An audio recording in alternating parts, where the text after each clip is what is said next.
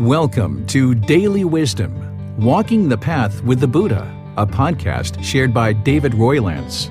This podcast is dedicated to guiding you to completely eliminate the discontent mind and the suffering it causes by attaining enlightenment. Learn and practice the teachings of Gautama Buddha that will guide you to fully attain a peaceful, calm, serene, and content mind with joy. To support this podcast, visit patreon.com/supportbuddha or visit buddhadailywisdom.com, where you will discover a full range of courses, retreats, and online learning resources to assist you on the path to enlightenment. Now, here's our teacher to share more.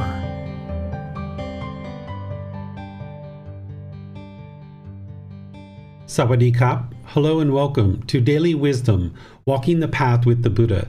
Today is our group learning program where we study the teachings in this book, Developing a Life Practice, The Path That Leads to Enlightenment, Volume 1. We're in Chapter 16 today, which is titled Dissolving the Ego. Ego Serves No Purpose. And we're about 4.5, 5 months into this program, and we're going to be restarting it all over again on the 13th of August from the very beginning. And people start at different times in this program, so if you're starting today for the first time and you've never attended in class today, it's perfectly fine. You'll kind of get in the habit of coming to class and experiencing what it's like, and then by the time we restart, we'll be starting from the very beginning of the program. You'll be able to move all the way through the program from the very beginning. But even picking up at the tail end like this, students will frequently do that. So I'd like to welcome all of you, whether you're joining for the first time or you've been joining regularly, because today we're going to be diving into understanding this fetter of personal existence view and conceit. This is what makes up the ego. And at different times in the program, I've mentioned the universal truth of non-self, and I've mentioned that we're going to have an opportunity to talk about it in much more detail because it's a much more detailed teaching that takes a lot of time to really understand. Today is that day. Today is the day where we're going to be diving deeply into personal existence view, the universal truth of non-self, and also understanding conceit. So I'm going to explain to you what the problem is in the unenlightened mind and why it's experiencing these things. And then we're going to be focusing on the remedies and how to eliminate these from the mind so that you can uproot them and get them out of the mind. Because what you're going to understand is this personal existence view and this conceit is causing you certain complications and difficulties in life, and you would like to understand where it's raising its ugly head, so to speak, so that you can cut it off and eliminate it and get it out of the mind. And there's things that you can be doing proactively to eliminate personal existence view and conceit. So we'll be discussing all of those as we go in today's class. So as you have questions, you're welcome to ask those, whether you're in Facebook, YouTube, or Zoom. You can put those into the comment section and I'll be able to see those and answer any questions that you have. If those of you guys are in Zoom, if you'd like to ask your questions directly, you can electronically raise your hand and ask any questions or follow-up questions directly. So once again, welcome to all of you. I'm going to use some visual aids to help me share the teachings with you guys and guide us in our class today. The first thing to do as I talk about many topics in this group learning program is I help you to understand what something is before we actually talk about it.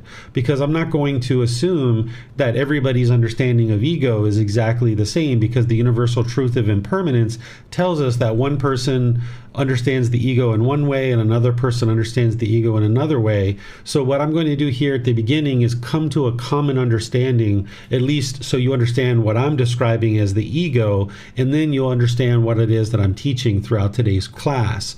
So the first thing to understand is, what is the ego? Well, the ego is a collection of these experiences from the past and our future expectations that we have of ourselves.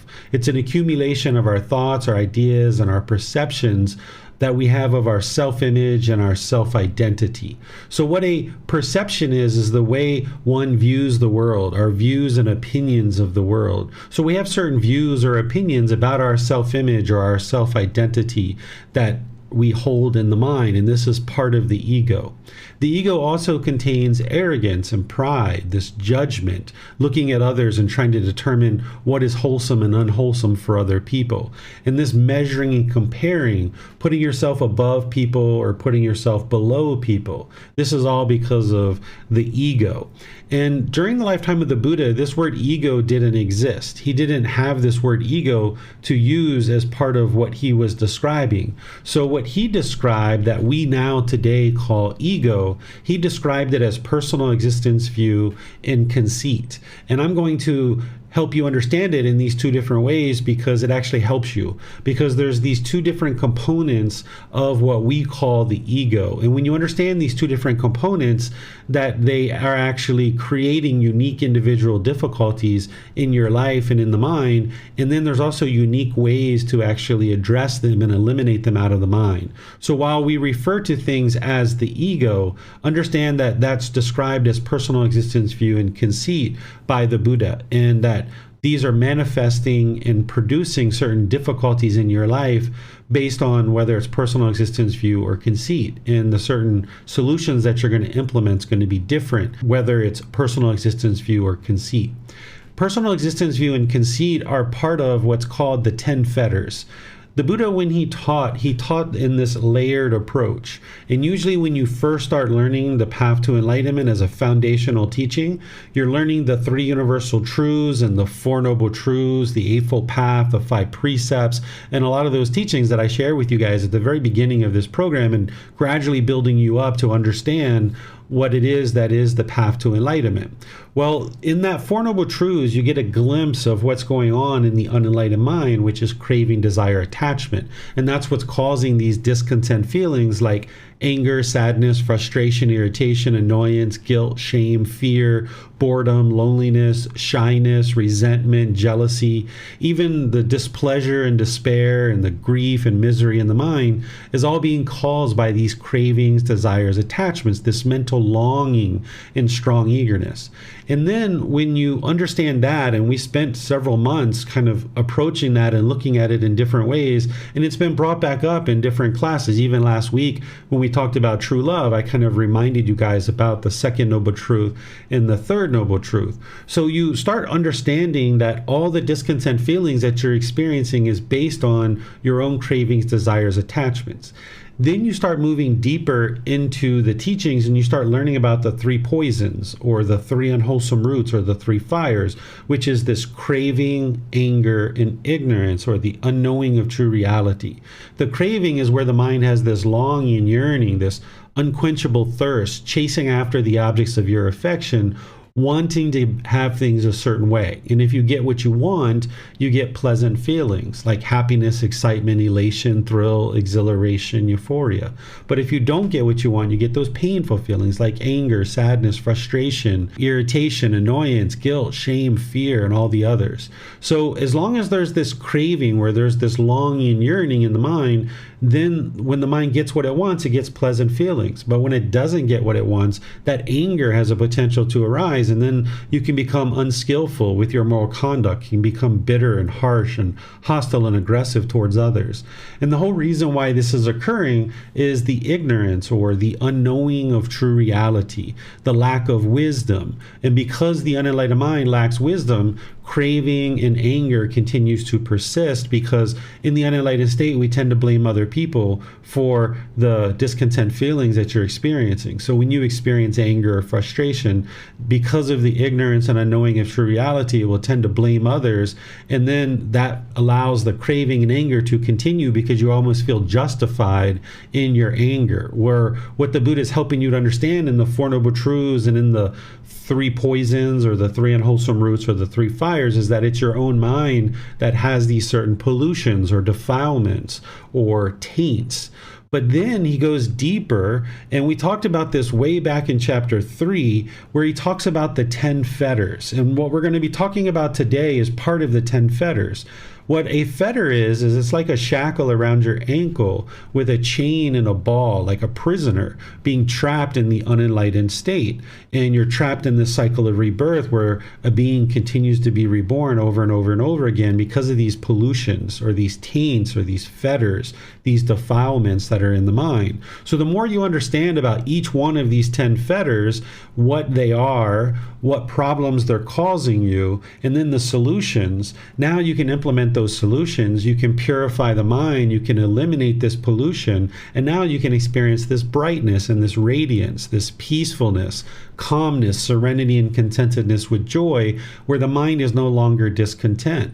So when you first get started on this path, you're learning all those foundational teachings that I shared so far, and I've been building you guys up, and now it's time to start digging into some of these other detailed teachings like the 10 fetters. It doesn't mean that you've mastered the Eightfold Path. I'm sure in the 4 or 5 months that you've been learning with me, if you've started from the very beginning, or some of you guys, this might be your very first class, you haven't mastered the Four Noble Truths or the Eightfold Path or the 5 precepts, or maybe even your meditation practice isn't really, fully well developed yet. And that's understandable because you're just getting started. You kind of have these starts and stops and starts and stops, and you're just gradually building up your practice. But here we're continuing forward to understand this. And oftentimes people will take this group learning program more than one time. And in the meantime, you're gradually building up your practice. But today is about digging into the 10 fetters a bit and understanding the ego through personal existence view and conceit. This is the first fetter and the 8th fetter. I'm going to talk about personal existence view first and in detail, and then I'm going to open up to some questions and see if you guys have any questions on it, because it's really important that you guys understand this fetter. And then we're going to do the same thing with conceit. And then we're going to move on, and we're going to be talking about some of the complications that these 2 fetters cause in the mind. And then we're going to finally get to the solutions and spend most of our time talking about the solutions. But it's important that before we get to any of those other aspects of today's class, that you understand what each one of these fetters are and how they manifest themselves in the mind. So as we go, remember, you're always welcome to ask questions through Facebook, YouTube, or Zoom. So personal existence view, this is the first fetter. This is where the unenlightened mind is clinging to this body or this mind, thinking that this is who you are as a person. It's clinging to a certain self-image or a certain self-identity. And now, if you hear agreeable contact, or you have agreeable contact through any of the sense bases related to the physical body or your self-image, you will experience conditioned pleasant feelings. But then it's only a matter of time, due to impermanence, that you will experience disagreeable contact through the sense bases. And now, when you have that disagreeable contact, you will then experience painful feelings. So the sense bases are the eyes, the ears, the nose, the tongue, the body, and the mind itself. These are called the 6 sense bases. They're also referred to as the 6 doorways to discontentedness, because anytime you experience discontentedness in the mind, it's going to be something that enters in through these sense bases. So let's take this personal existence view and talk about the self-image. Like, let's say you have a certain self-image, like you guys see that I always wear white clothes. If I thought that these white clothes were me and they were who I am, and I'm clinging to this self-image, well, when somebody passes me by in the street and maybe they stop me and they say, "Wow, you look so handsome in those white clothes. It really brings out the colors of your eyes. Those are just so amazing. They look so great on you."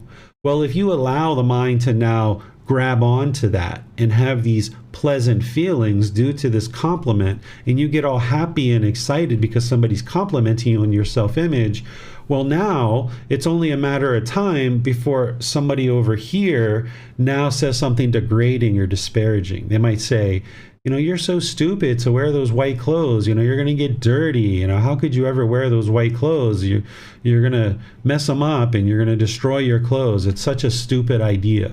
Well, if I am these clothes and the personal existence view is in the mind, and you're clinging to this self-image and you think this is who you are and this is I, this is me, well, if you allowed your mind to get those conditioned pleasant feelings based on the condition of getting a compliment, Now, when that changes, the mind hears this disagreeable contact about your self-image, and now you're going to feel painful feelings. You'll feel sad or frustrated or angry or some other discontent feeling, because we can't go out into the world and train everybody in the world to be polite, kind, friendly, and respectful. Each person has to choose to do that for themselves. Sometimes in the unenlightened state, we think our goal is to go out into the world and train everybody to do things our way. But you can't accomplish that because there's 8 billion people in the world.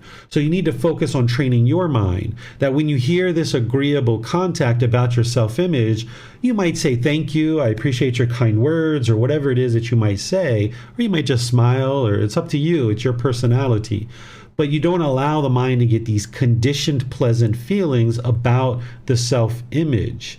And then when somebody says something degrading or disparaging, which you can't control whether somebody does that or not, now you won't experience the painful feelings of anger, sadness, or others. But as long as this personal existence view is in the mind and you're clinging to this self-image thinking that this is who you are, you're going to experience these kind of things. You might even have a certain event that you're going to, or a certain person that you're going to meet, and you're looking for that favorite shirt or that favorite pair of pants or that favorite item of jewelry, and you're just scouring through your house looking for a particular thing because you want to look a certain way when you go out into the world.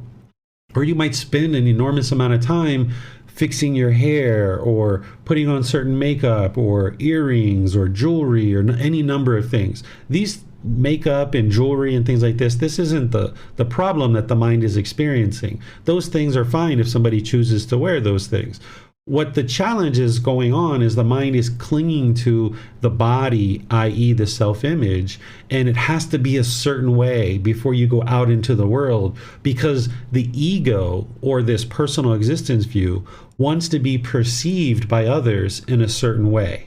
And as long as you have this personal existence view in there, where the mind's clinging to your self-image, wanting to be perceived a certain way, the mind will almost become obsessive or neurotic in certain situations where you're trying to project a certain image to the world. If you're at a party, for example, and you spill some chocolate ice cream or some pizza sauce on your clothes, you might feel embarrassed. And the reason why that embarrassment is arising is because the mind is clinging to this personal existence view. You think that this image is you. And now when you spilled the spaghetti sauce or you got chocolate ice cream on your shirt, you might feel embarrassed because you're clinging to this, thinking that this is who you are, and you're trying to be perceived as a certain way.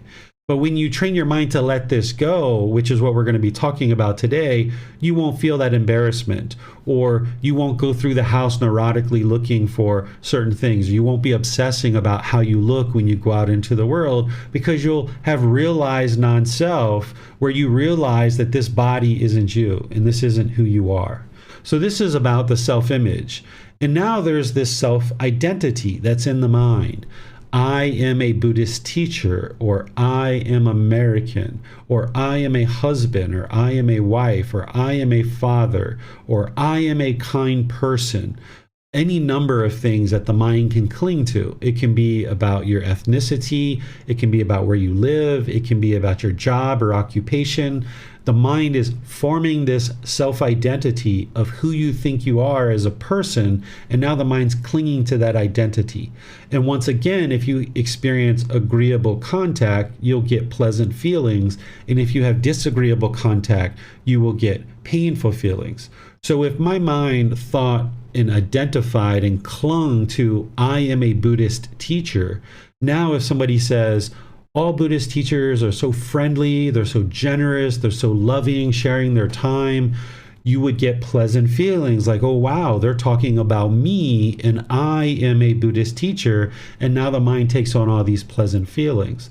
But it's only a matter of time because of impermanence, and we're not training the world. Anybody is going to say whatever they would like to say. Somebody might say, all Buddhist teachers are leading people to hell. How dare they teach those teachings of the Buddha? And if I am a Buddhist teacher, and that's how my mind identifies, now when I hear that, I would experience painful feelings and maybe frustration or anger towards this person. The same thing if you have this self-identity of I am an American.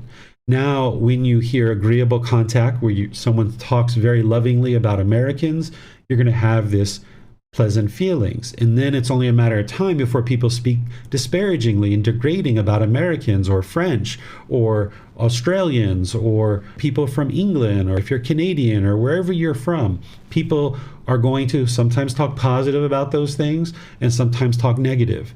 And if you allow the mind to hold on to these things, thinking that this is who you are as a person, when you hear agreeable things or disagreeable things, you will really struggle. Or say that you're a husband or a wife, and this is what you identify with, or a girlfriend or a boyfriend, and you identify with this is who you are.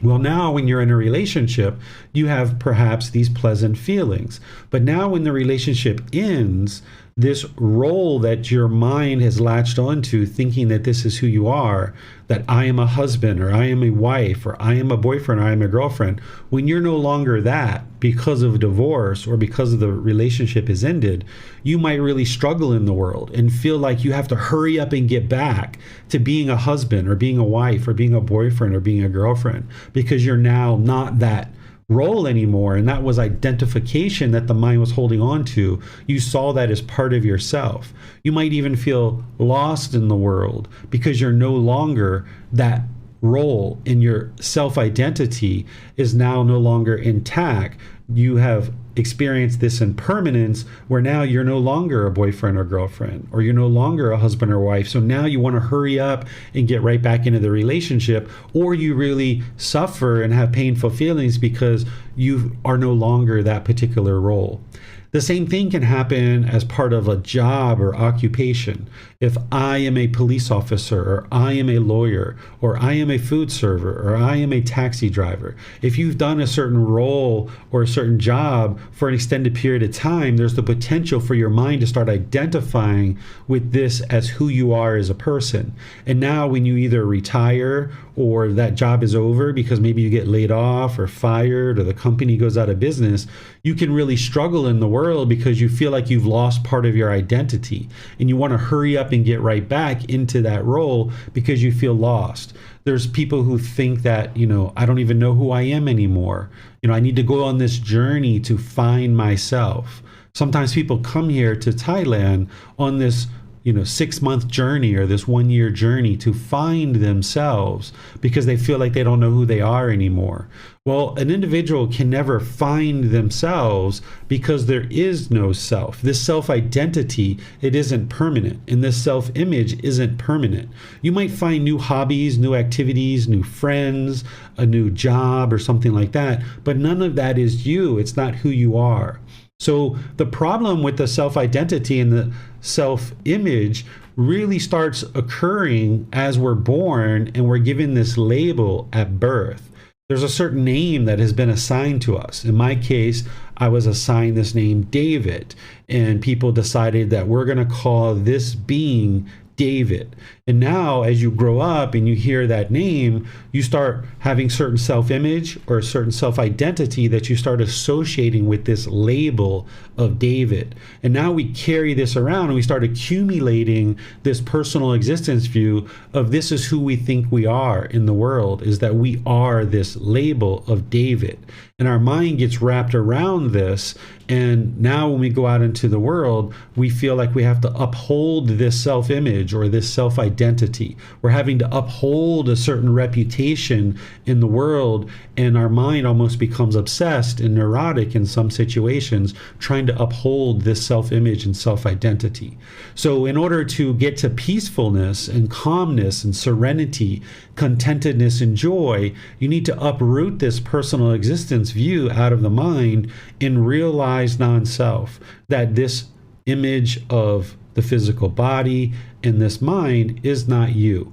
Because what we really have here is we have this big bag of skin, and there's bones and fluid and muscle tissue and organs into this big bag of skin, and we're just walking around as this being with a big bag of skin and a consciousness that is moving through the world.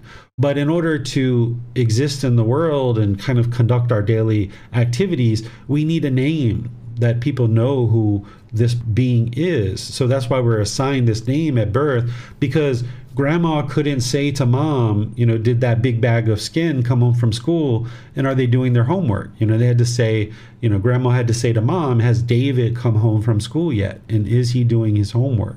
That we need these names in order to do our daily activities. But as long as the mind is clinging to this, any aspect of the self-image or self-identity, we will experience discontentedness as we either experience agreeable contact related to the self-image or self-identity, or we experience disagreeable contact related to the self-image or self-identity. So I'm going to pause here and see what questions you guys might have about personal existence view. This is your opportunity to really dig into it really deeply to understand what it is before we actually start talking about the solutions in a lot of detail. So you can put your questions into Facebook, YouTube, or Zoom in the comment section, and I'll see those. Or in Zoom, you can electronically raise your hand and ask any questions that you like.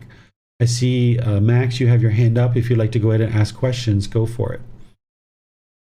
Yes, sir. I have two questions. The first question is, the ego is created or starts, I guess, it begins at birth. Is that correct? It's not, there is no ego that can be passed over from a previous life. Right. We're not born with ego. It gets accumulated. It's this collection of our experiences. So if we grow up as a child and our parents are always telling us how amazing we are and how great we are and, oh, we're just the most magnificent child that has ever lived, we start to collect this ego. And if people around us have ego as well, which a lot of people do due to being unenlightened, then the more ego that we're around, we tend to conform to that. So whether it's our teachers or our mentors or our parents or other influential people in our life, we tend to collect up these experiences as we go through life and accumulate more and more ego. But we're not born with ego. It gets accumulated over the course of our life. Okay, and then my second question is, I typically wear coveralls, like usually 6 or 7 days a week. But then for, like, I had a kind of a special occasion or whatever I had to go to days ago, and my wife asked me to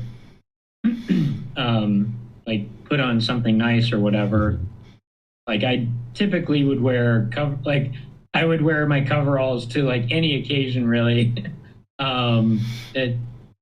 So what would be,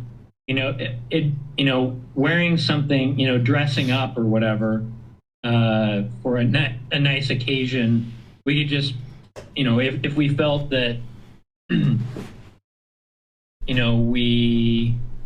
it was necessary or whatever to wear something nice, we would just kind of grab something out of the closet that, oh, this looks nice, and we would just, not cling to certain clothes or whatever, but we would just kind of grab whatever and go. Is that correct? Or how would that work for, needing to kind of dress up for a special occasion? Let's talk about this when we discuss the solutions for personal existence view. It'll fit in a lot better there. Let's just be sure that everyone understands what personal existence view is and some of the challenges that it's manifesting in the mind before we move into talking about something like that. But be sure to ask that question again, Max, if I don't already bring it up. Yes, sir. Thank you. Yes, thank you. Looks like Joe has his hand up. Hi. Mine might be close to Max's. I was thinking about, in the West, there's a healthy ego, or I've read, there's a healthy ego, confidence in the workplace, that sort of thing. Maybe at an interview, where you would dress slightly nicer, which for me would still be a pair of boots, but, that would be an improvement over some things that I wear. Is there such a thing, or I guess there isn't, but I guess there's a line there somewhere, maybe. And then if there is no ego and there is no self, I guess maybe I'm dense, but what am I? I don't know. So that's it. Okay. So, what you're going to see talked about in the world and what people discuss in the world is oftentimes very different than what the Buddha is teaching. And this is one of the reasons why we have so many difficulties and problems in the world, is because people aren't understanding these natural laws of existence. So people think there is such thing as a healthy ego. So they might continue to walk around with this arrogance or this pride or this judging and measuring and comparing people and thinking that they're either superior or inferior. So there's no such thing as a healthy ego or an individual who's going to get to this enlightened mental state where the mind's peaceful and joyful. There's no ego in an enlightened mind, that it's been completely dissolved and eliminated. But of course, you'll have people out there that tell you you can't live without ego, or that ego is required in order to live life. But this is not true. This is just what some people are saying. When you dive into this more today, you'll see how the ego is just causing untold numbers of complications and difficulties. So this ego needs to be completely eradicated and eliminated from the mind. But having done so, that doesn't mean that you're not confident. Confidence and ego are two different things. Ego is the arrogance, the pride, the boastfulness, the measuring and comparing, the things that we're talking about here. That's what the ego is, putting yourself above or below people. Where the confidence is like you're confident in what it is that you're teaching. Like what I'm teaching here, I'm 100% confident that I'm teaching you the true teachings of the Buddha that lead to enlightenment. Or you might be confident in driving, and you know that you've been driving a car for 20 years or 30 years or 40 years, and you're confident in driving. So confidence and ego are two different things. The ego is going to have this measuring and comparing, this putting yourself above or below individuals. And I'm going to explain where that comes from and why the mind is doing that. But you need to get rid of all of that and maintain your confidence. That I'm sure I've talked to you a few times, Joe, about your occupation. And I mean, you build houses. I mean, you've got to be confident if you're out there building houses and you know the certain weight-bearing walls and the loads and all the different things that you need to put into building a house. You're confident that you're doing it properly and doing it correctly, because there's going to be people who are living in this house. And if you don't do it properly, this house is going to fall down and people can get killed. So there's a certain amount of confidence that you can have in doing your work and doing it well. But when you have boastfulness, or you have arrogance or pride, or this judging others, that's what's going to get in your way of having harmonious relationships and getting to this peaceful and joyful mind. Thank you. Yes, you're welcome. I'm going to check YouTube and Facebook and see if we have any questions coming in here. I don't see any in YouTube, and I don't see any in Facebook either. So let's move on to talking about conceit. And that way you guys can understand what conceit is all about.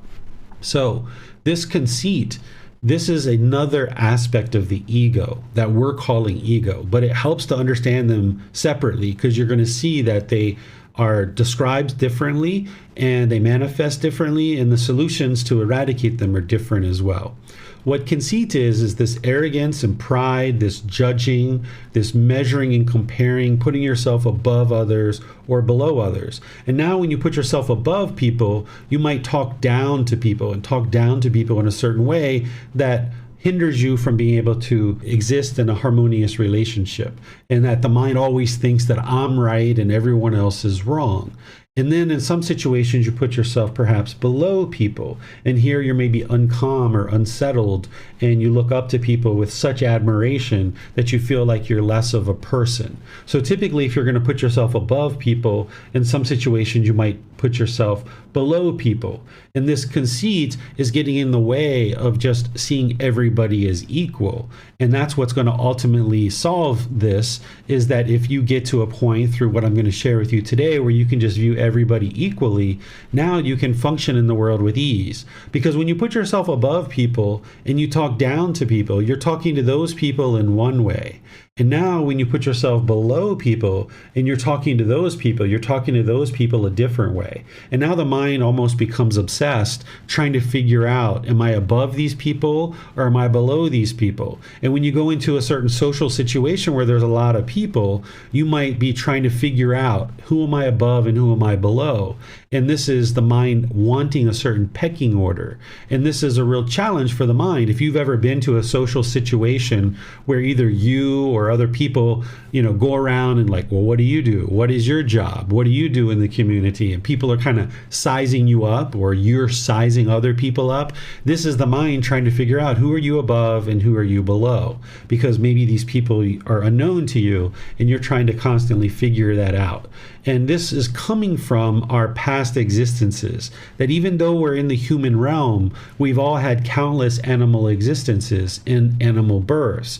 And in those animal births, we needed to have an alpha male and an alpha female in our wolf pack, because it was the alpha male and alpha female who were teaching us how to hunt and teaching us how to survive. They were breeding, and we all needed to know who to take our cues from in order to learn how to hunt and survive. And the same thing when we were in an elephant herd, we needed the matriarch of our herd to show us where the food is, where the water is, where the migration paths are. And if we didn't know who the matriarch of the herd was, we wouldn't be able to survive, because she was teaching us all the valuable lessons that we needed in order to survive as elephants. So in the animal world, we need to know who's above us and who is below us. There's a pecking order in the animal realm.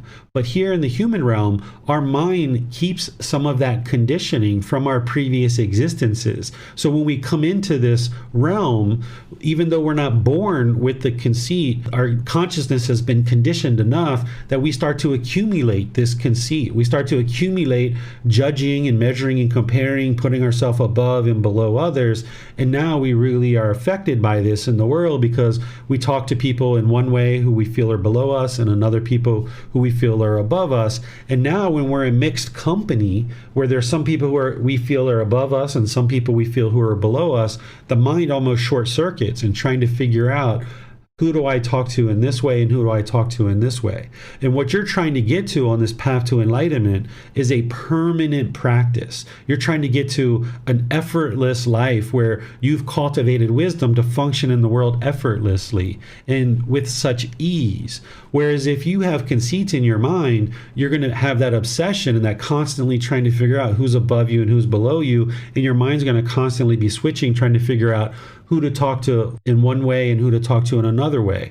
But if you're going to get to this permanent mental state of enlightenment where you're peaceful and joyful all the time and you're functioning in life with ease, you're going to need to talk to everybody exactly the same in terms of politeness, kindness, friendliness, respectful, whether they're the presidents of your country or whether it's somebody who others might feel are a lesser individual in the world. If you go out into the world and people feel that maybe a street sweeper or someone who collects waste and a waste removal person, maybe someone might think that they're less of a person. And when you go out and you see those types of people, maybe you think that they're below you and you talk to them in one way and you talk to the president of your country in another way. But you would like to get to the point where you talk to the president of your country and any other person in the world in exactly the same way. And then your mind can be at ease and you're not shaken up and you're not uncalm as you're around maybe this celebrity or this famous person or this really wealthy person who has a lot of power in the world. As long as you view it as this person is above you, you're going to be really shaken up. And now in this situation where you're maybe in a personal or professional relationships and your mind is shaken up and you're feeling unworthy in certain situations, people are going to have trouble trusting you, considering you to be dependable. And in work environments where there's a certain project that maybe somebody is interested in involving you in, if you are really shaken up by maybe talking to your vice president of your company or certain managers or directors, you're not going to be able to go forward in life in getting promotions and getting increased raises perhaps if your mind is shaken up when you're around people who you perceive as being above you. And then the same thing is as you're advancing in life in terms of your career, if you look at your employees or people around you, your coworkers, as below you, now people aren't going to feel comfortable promoting you because already you're feeling like you're above everybody, but yet you're just like a first line manager or you're just a coworker of everybody else. So if you can get to a point where you're humble and you're peaceful and you're joyful and you just look at everybody as equal, and you get rid of this arrogance and pride and judging and measuring and comparing people, thinking that you're either superior or inferior, now you can reside harmoniously with all beings. But as long as this conceit is in the mind, you'll find that it's a real struggle because of the obsession of the mind trying to figure out who's above you and who's below you. And then you relate to these people and talk to these people in different ways. You can even get to the point where you view other people as having ego, perhaps, and that you don't have ego, and that look down on other people. But we're going to talk about this in a moment. So let me see if you guys have any questions on what conceit is and how it's manifesting in the mind. Again, you can put that into Facebook, YouTube, or Zoom. Christine, you have a question?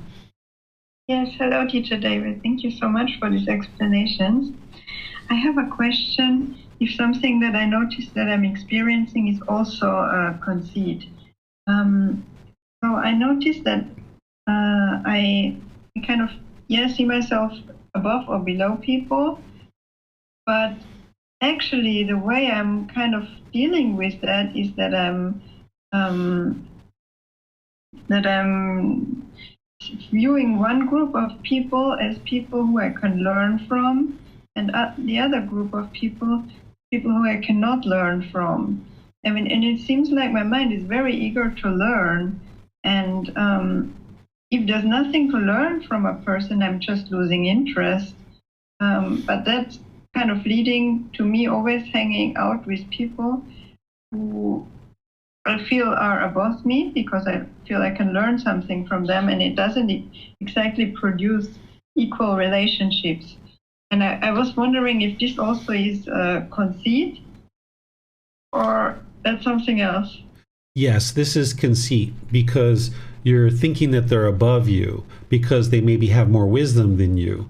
What you would like to get to is that you're not judging them as being above you, but instead you just realize that they have certain wisdom that would be helpful in your life, and you're making a personal choice to spend time with them, but you don't see them as being above you. As soon as you start seeing them as being above you, now the mind can potentially be shaken up or uncalm when you're around this person or people, and you maybe have such admiration for them that you can't be just calm and peaceful around them because you're almost shaken up around them. So if you get rid of the conceit and this thinking that they're above you, now you can just make a wise decision that yes, it's wise for me to spend time with these people because I can learn from them. But you don't have to view them as being above you. They just happen to know things that you don't know.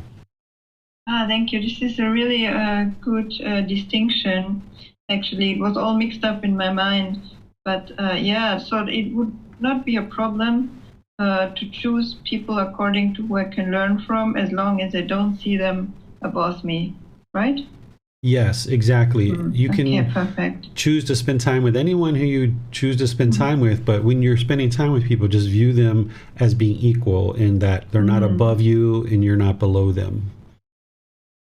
Thank you very much, Teacher David. You're very welcome. I see a question coming in here on Facebook from Allison. This might be something that we talk about related to the solutions, but let me read it because I haven't read it yet. I just do one thing at a time. I was listening to Christine, but just seeing the first sentence here, it might be something to talk about later. Let me see. Allison asks, as far as makeup, jewelry, dressing up, it's beneficial for me if I dress in certain ways for my job. I do at times enjoy dressing up. In other days, I go slightly more casual. I don't feel attached to one or the other necessarily, and usually base what I wear on what is practical, such as if my kids were up all night and I'm tired, I accept a bit more of a messy, simple, but still nice look. If I have the time, I will put more effort into how I appear. I feel there is still some attachment here, but is that practical indifference a sign I am headed in the right direction? Okay, so yeah, seeing that difference. And we're going to talk about what you can be doing as solutions to ensure that there isn't personal existence view or there isn't conceit. There's certain practices that you can employ to invoke certain things that ensures that the mind is training to be letting go of the personal existence view and the conceit. And you're starting to hit on some of those things as Max was as well. So I'll get more in depth on this, Allison, when we get into the solution part of today's class. Joe, looks like you have a question. Go ahead. Hi, about putting yourself above and below people. So, as you know, I'm a carpenter, so, this is not a good way of thinking, but, well, in the U.S., it's considered a pretty low on the totem pole as far as, I don't know, the hierarchy or class tiers or this, that, or the other. I deal with, or the company I work for, we deal with people that are, exceptionally wealthy. This might be their second or third home. You're not allowed to use the bathroom, that sort of thing. You're below their pet. So I deal with that all the time. I mean, well, my whole life, people, if you're working on the street, on the side of a building, you're looked down on, in the U.S. Not by everybody, but, the vast majority. Yeah. So you might be coming to this in your solutions bit, or area. But yeah, I just dealing with that is tough. So that's all I got. Yeah, so that's why it's so helpful for you to learn about the ego and get rid of it, so that as other people have ego towards you, you're not affected by that. And that's what we're ultimately going to get to, because we can't train the world to do things our way, right? Or your way. But you can train your mind that when somebody has ego towards you and they're looking at you as lesser of a person, that you don't allow your mind to think that way. So while society might say that construction workers or garbage collectors or waste removal people or in other professions out there, they have a certain class structure and they think that these people are below and these people are above. While society at large might be thinking that way, it's important that you don't think that way. And that's where you get to real liberation. And this is where I really like the analogy of the lotus flower, that if you think about a lotus flower, it has roots that are deep down into the murky mud of a pond. And then there's this murky water that has the strong stalk that grows up through this murky water. And it's got to come above the murky water and elevate itself above the murky water before it can actually bloom into a beautiful lotus flower. And this is what you're doing on the path to enlightenment, is that the roots being deep down into the earth is like craving, desire, attachment, holding on to the earth. And now you build this strong stalk, which is your life practice. And the murky water is like the world. And the whole world is going to have all this murkiness. There's all these things as it relates to ego or other things that we could talk about related to the 5 precepts, or wrong intention, wrong speech, wrong action, or even wrong view, and people blaming you for their anger, their frustration, and all this murkiness in the world.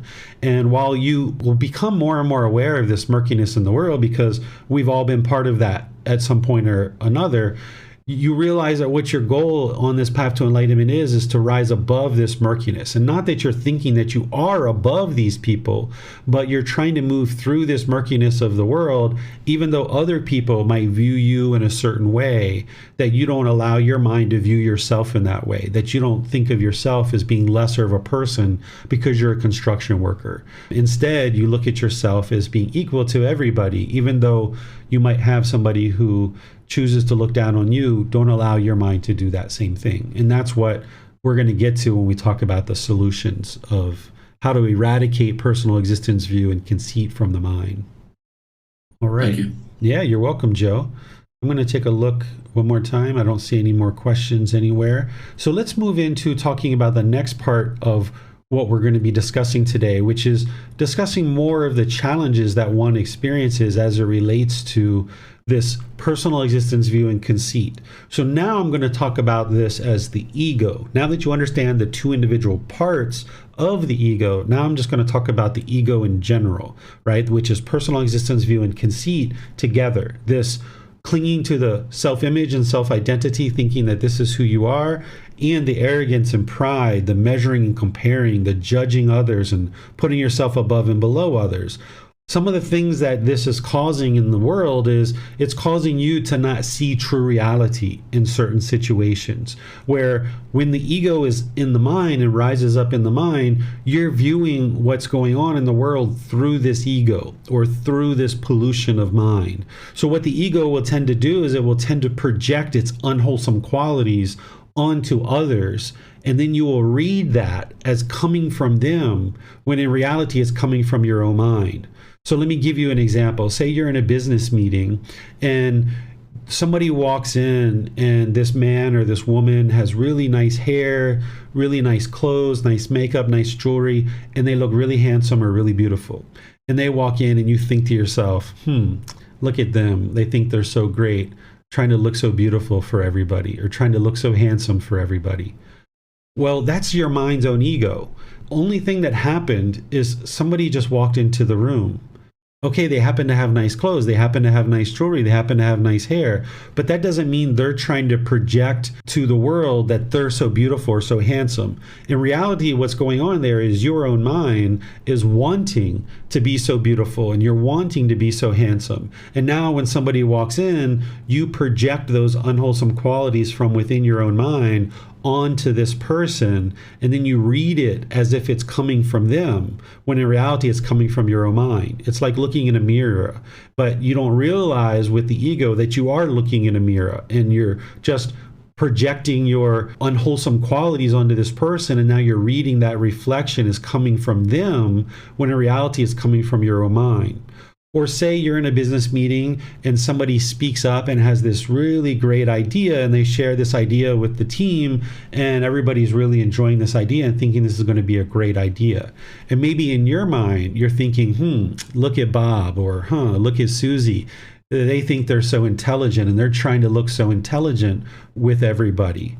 When in reality, that's your own mind. You're wanting to look so intelligent. You're judging Bob or Susie as being the one who's trying to look so intelligent in front of everybody. But in reality, it's your own unwholesome qualities from your own ego, where you're casting and projecting these unwholesome qualities on that person and now reading it as if it's coming from them. So it stands in the way of you being able to see true reality because of this judgment, where the mind is attempting to determine what is right or wrong for other people and placing yourself above or below others with arrogance or pride.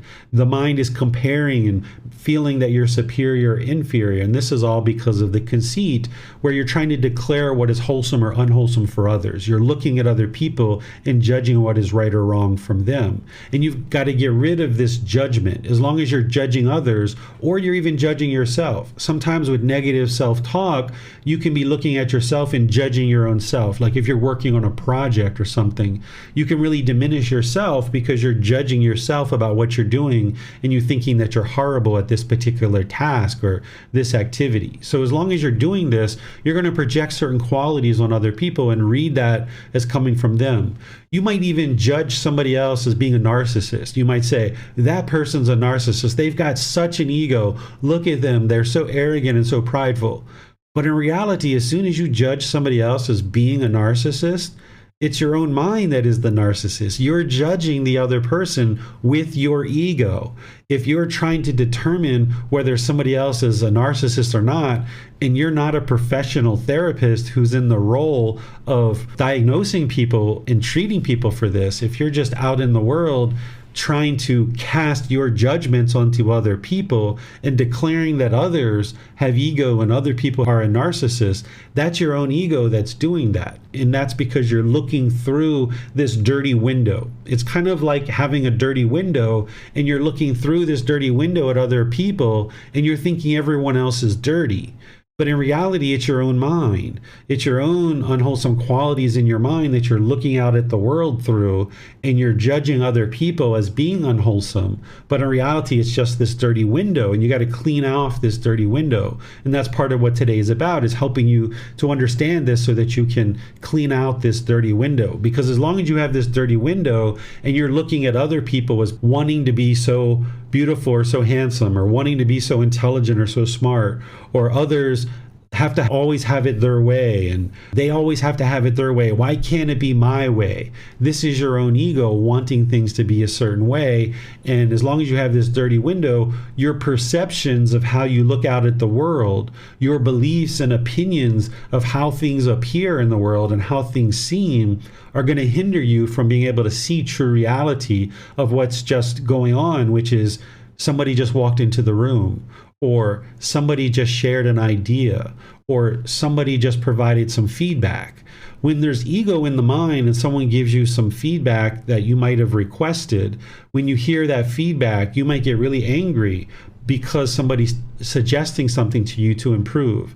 So if you are in a situation where you've asked somebody for some feedback on a certain project or a certain activity, and then when they give you that feedback, you get frustrated or angry or irritated about what they say, this is because of your mind's own ego. You're wanting to be perceived in the world in a certain way, and now when somebody gives you some feedback, even if you've requested it, that the mind can oftentimes become frustrated because of its own ego. So not only is it projecting its unwholesome qualities on others and then reading that as coming from them when in reality it's coming from your own mind, but sometimes what the ego does is it projects its wholesome qualities onto others. So if you have certain wholesome qualities, like say you're really developing right speech as part of this path really well, and you notice that your coworkers aren't, you might project those wholesome qualities onto others and want to force them or control them to do things your way and wanting everybody to use right speech. Or if you tend to be very loving and very kind and you're around people and you might be projecting that onto people and wanting them and trying to expect of them and control them to be loving and kind instead of just allowing everybody to be whoever they're going to be and make your decisions appropriately, rather than trying to force or control or crave this permanence where whatever you've got going on that is wholesome, and rather than craving permanence from others, just understand that everybody is at a different place in their journey on the path. And as soon as you start judging whether people are wholesome or unwholesome, or good or bad, or right or wrong, as soon as you do that, this is your own ego. This is your own conceit that's arising in the mind, and it's going to hinder you from seeing true reality. And as you're potentially starting to see here, is that the ego serves no purpose. That as long as you have this personal existence view and conceits in the mind, it's going to keep arising in your mind and hindering you from being able to have harmonious relationships and loving relationships, whether it's with your family, your life partner, your children, your mother, your father, your brothers, your sisters. There can be some arrogance and ego and boastfulness in families that hinder you from being able to just exist harmoniously with your family members. It can happen in professional environments as well, where you think you're so much greater than everybody else, or you think you're so much worse than everybody else. And now in those situations, you really struggle in professional relationships, rather than just realizing that this is what I can contribute to the team. This is what my skills are. I'm going to aspire to improve my skills, but this is what I can offer and this is what I can do. As long as your mind is either putting yourself above people, thinking you're so great in a professional environment, people aren't going to like that. You're not going to get along well with the team. Or if you put yourself below people, you're going to feel unworthy and that you're not really contributing and you're not going to feel whole in this environment. So you would like to get to a point where you eradicate all of this out of the mind and you're no longer having these arrogant thoughts and these boastful thoughts and these prideful thoughts that are hindering you from being able to just exist harmoniously in your relationships. So I'm going to talk about personal existence view first and how to actually eliminate this, and share some different aspects of the teachings that will help you eliminate this. And then I'm going to open up to questions, and then we'll go on to conceit and talk about that in detail. So one of the things that you can do to eliminate personal existence view is, as you're putting together the Eightfold Path and you're starting to experience the jhanas, which we talked about in other classes, which are those mental absorptions where you've mentally absorbed a certain amount of the teachings and you're starting to see some of those qualities of the jhanas starting to arise, you can start focusing on personal existence view with this meditation to realize non-self. This meditation is in chapter 11 of volume 1, where I explain this meditation. And then in this retreat in August that I'm teaching here in Chiang Mai from August 20th to the 25th, I'm going to be teaching this meditation there, as well as a whole bunch of other things to help people get to the first stage of enlightenment. Because in order to get to the first stage of enlightenment, you need to eliminate personal existence view, among other things. And this meditation to realize non-self will help you to do that. But you can't just jump in and do this particular meditation from the very beginning to eradicate personal existence view. You would have needed to put together the 3 universal truths, the 4 noble truths, the Eightfold Path, the 5 precepts, developed your breathing mindfulness meditation practice, your loving kindness meditation practice, and all of these things are kind of softening up the mind and getting to the point where you're ready to let go of this personal existence view. Even practicing something like generosity is really important, to have a really well-developed practice of generosity before you start focusing on this meditation to realize non-self. Because the mind, when it has craving and clinging, it's really tight. It's typically holding on really tightly. And if you go in with this meditation to realize non-self, it's like hitting a brick wall. So you would kind of like to soften it up a bit with all of these other teachings that are foundational teachings, kind of soften up the mind a bit. And when you start noticing those jhanas starting to be experienced, which the Buddha describes them very clearly, and I've described them in other classes, that you can have an indication that your mind is moving into those jhanas, that's the time to start doing this meditation to realize non-self. Then you can start changing your language to start disassociating the mind with the word my or I. So there is this body. This helps you with the question you asked earlier, Joe. I didn't quite answer this, of what are you? That there is this body, there is this mind, and that they've come together to have this existence. It's a unique body, it's a unique mind, and they've come together for this existence, and we call this a human being. But this body nor this mind is you. There is no you there. These are the words of the Buddha. He says, there is no you there. That you need to eradicate the conceit I am, and continuing to think that I am this or I am that or this is mine. What you ultimately get to is you realize nothing is yours. Nothing belongs to you.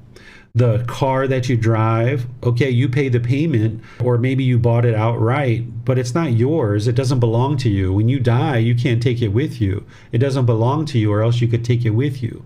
Or this house, or the clothes, or the money that you have, or any of these things that are in your life, nothing belongs to you. Your children, they're not yours. They don't belong to you. But the unenlightened mind uses this language of English, and we tend to use the word mine or my. And because we use this word repetitively in our conversations and our daily interactions, the mind tends to grab onto these things thinking that this is who you are and this belongs to you. So you might say, I'm going to my house, or I'm going to my job, or this is my car or my phone. And the mind becomes very selfish, among other things, but this personal existence view becomes more and more deeply rooted in the mind. Because of relationships or objects or various life situations, there's this my or mine or I that we use. So what you would like to do is start to disassociate, and you can even do this now, is start to disassociate with these things as being mine. So instead of my car, you might say, I'm going to go to the car. Or instead of my phone, this is the phone. Or instead of my house, this is the house. And you can start thinking of things in this way. And as you start to transform the way that you speak, and you start disassociating the mind with this being mine and belonging to you, you will start realizing that the mind stops latching on to it and stops holding it and identifying with this is who you are as a person. So in some rare situations, you might need to use this word my, right? So like if I introduce Bailan, who is my son, if I introduce him to somebody, I will say, this is my son. But in my mind, I deeply understand that he is not mine. He doesn't belong to me. But it would be kind of odd if I said, this is the being that I contributed sperm to over 10 years ago, right? It would be really odd if I said something like that, because of the English language being unfitting to really describe what's going on. I need to say, this is my son. But in all these other areas of life, you'll hear me say, this is the motorbike, or this is the car, or this is the phone, or the house. the mind doesn't grab on to any of these things thinking that it's mine or that it belongs to me. Even though in some rare situations I might use that language, the mind deeply understands and has disassociated with any of this stuff belonging to me or mine.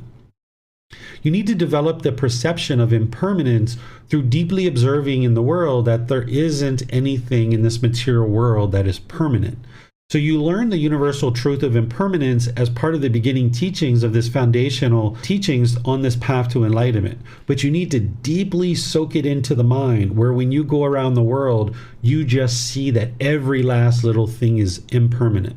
It took me weeks to do this, where I would just go around and look at the trees and look at the crack in the sidewalk and look at the tires on the car and look at the paint on the fence and look at the crack on the wall in our house, because our house is made out of concrete here in Thailand, and there's been earthquakes that there's a bit of a crack on the wall. And you can look around and see your clothes and all these different things, whether it's your relationships or your bank accounts or any of these things, your hair. All of these things are impermanent, and you need to deeply soak it into the mind.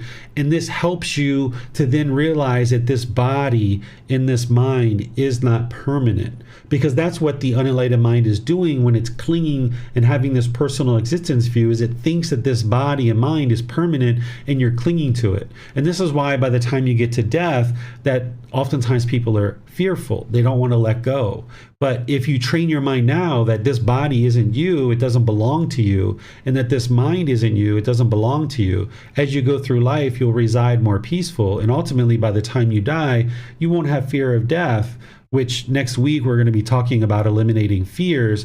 But part of all of this is deeply soaking into the mind impermanence. This is going to help you in many facets of the path to enlightenment, including here with personal existence view.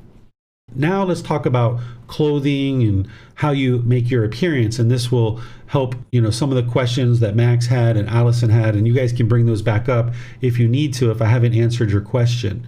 So one of the things that you can do is you can wear very simple clothing and make your appearance look simple.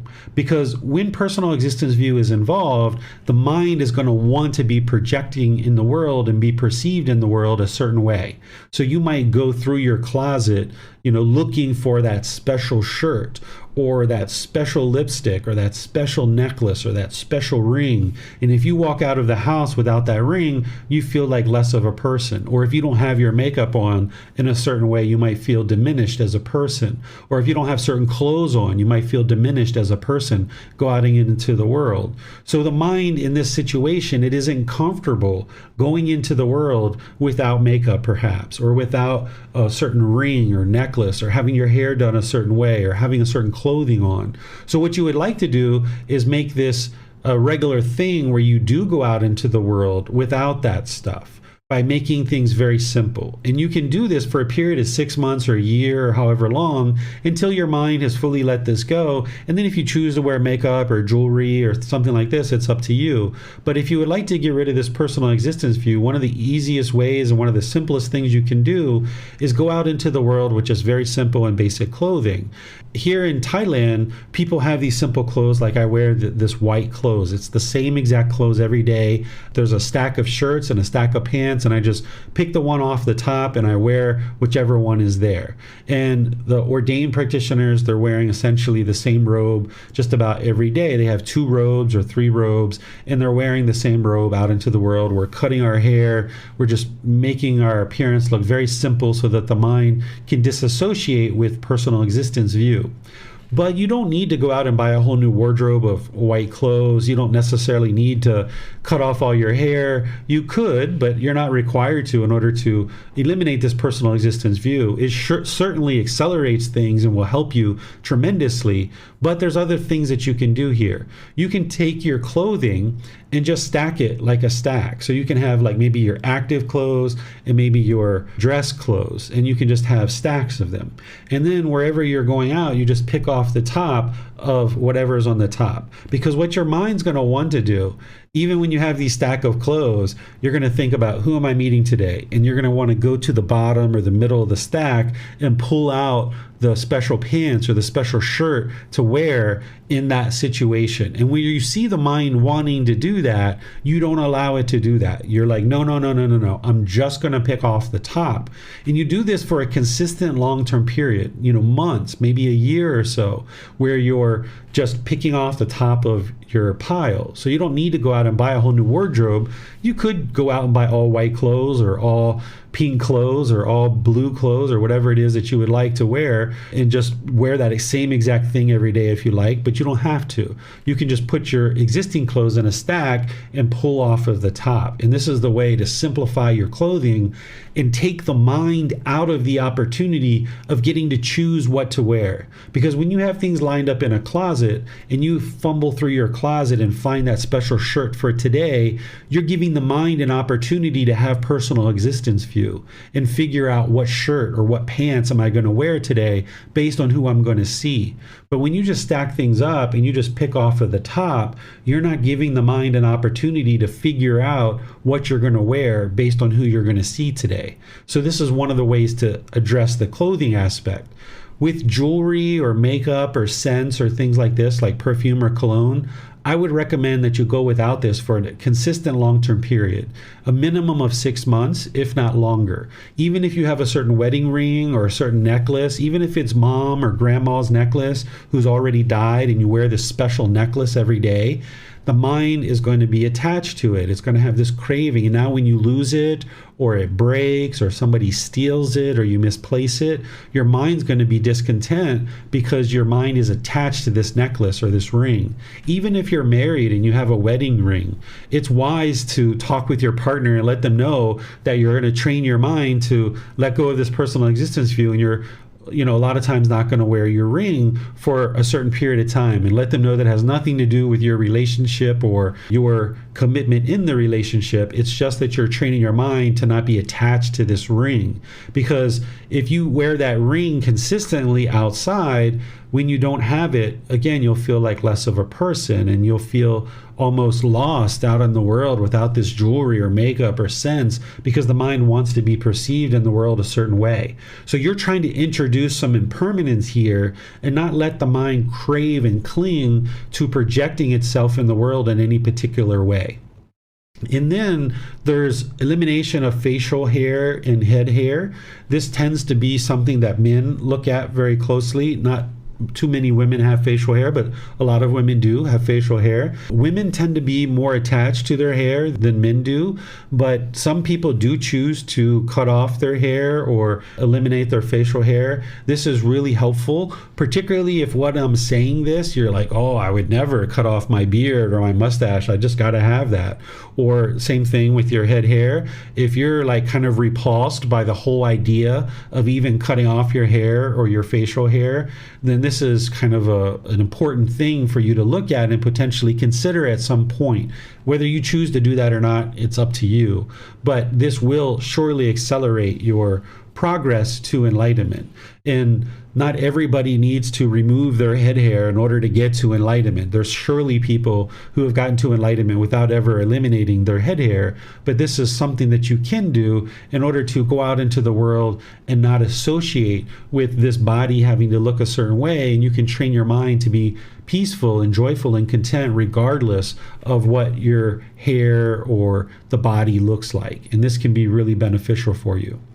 And then whenever you notice that the mind is projecting a self-image or self-identity, and you see this arising in the mind, you would like to cut it off and let it go.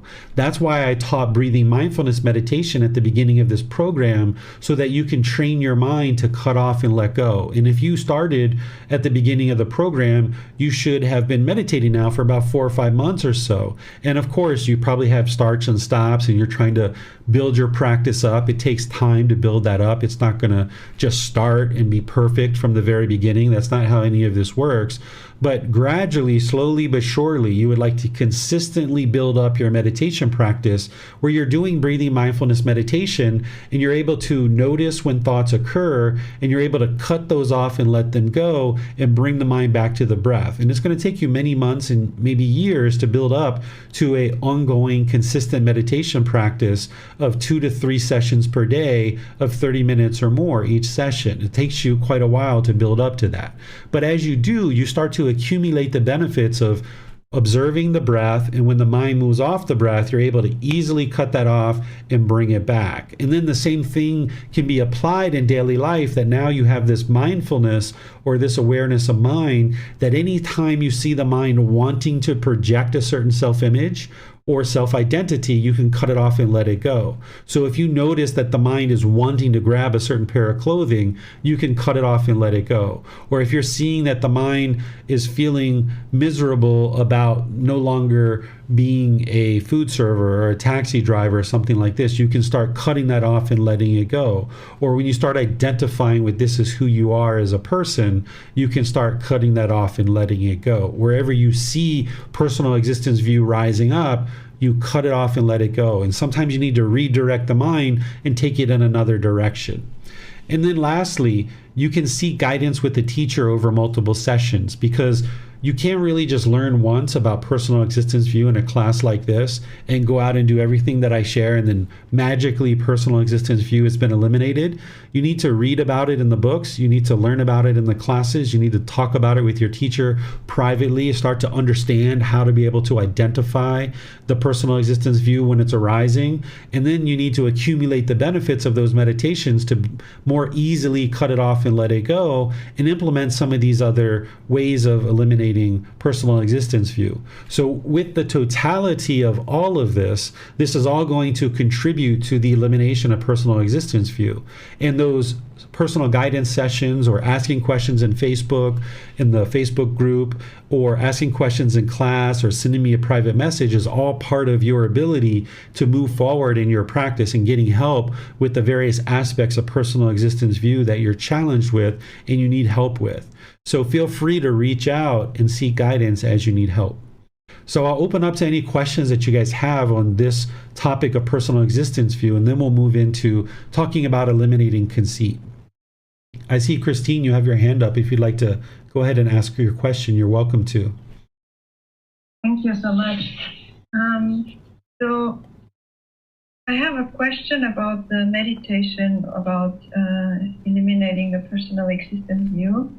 I have done this during the last meditation retreat that I have been in, and it seems like just the fact that I was calming the mind so much helped me to realize what it's actually about, and suddenly it kind of clicked that there is, basically that there is no self, and I didn't get it for a long time before that, and now I'm wondering, once this clicked, do I continue doing this meditation, or is that it?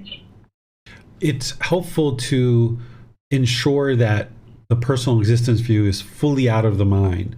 And I describe this not only related to personal existence view, but all of the fetters, like wringing out a rag. That if you were going to wring out a rag and make sure every last little drop of water is out of there, you really would like to wring this rag out. So if you feel like you have identified that there is no self and you can't identify a self, okay, great. But don't assume that the personal existence view is gone just because of that. You might still need to do this meditation a little bit to really wring out this rag. And what you would like to do is you would like to observe for yourself when the mind is in a situation where personal existence view can be triggered. Is the mind discontent? So if somebody compliments you and says, "Oh, Christine, you're so beautiful. Your hair is so nice. Your skin looks so nice." Are you smiling? Are you getting all enthused? Or you're like, yeah, give me more, let me hear more? Is the mind taking on these pleasant feelings when someone's complimenting you? And then if somebody starts saying degrading and disparaging things about this self-image or this self-identity, about what you do in the world, are you feeling diminished and degraded about that? Like you and I have talked privately about some things that are going on in Koh Samui related to a dog. And How did you feel during those situations? Did you feel frustrated? Did you feel angry? Did you feel irritated? Because those things that you described to me privately, those would potentially trigger a personal existence view if there's one there. So if those things were being experienced by you and you noticed that you were irritated or annoyed or anything like that when those things were occurring, then that tells you that there's still personal existence view there in the mind and you're not interested in assuming it's gone. Continue to stay vigilant and dedicated and diligent that whenever personal existence view is arising, you cut it off and let it go and don't allow the mind to experience discontentedness, either pleasant feelings or painful feelings related to personal existence view. Yeah, thank you. Yeah, I don't think, and I think I never thought that this insight actually eliminated the whole thing, because I doubt that suddenly I would be I would be, sorry, I'm so tired. I'm having a hard time finding words. Suddenly I would not be bothered by critique anymore or something like that. So I think that's still there. I'm pretty sure that's still there, to be honest. It's just that I finally, what we call concept. It sounds like your mic is covered up, Christine. We lost clarity. Oh. Sorry. Where did you lose me? Just a couple of moments ago. Okay. So basically, to sum it up, I was saying that I doubt that the whole thing just went away. I think I just had this insight, but if somebody would criticize me or somebody would compliment me, that would still be there. I'm pretty sure about that. So I still continue doing the meditation. Yeah. And I will still get more insights from that.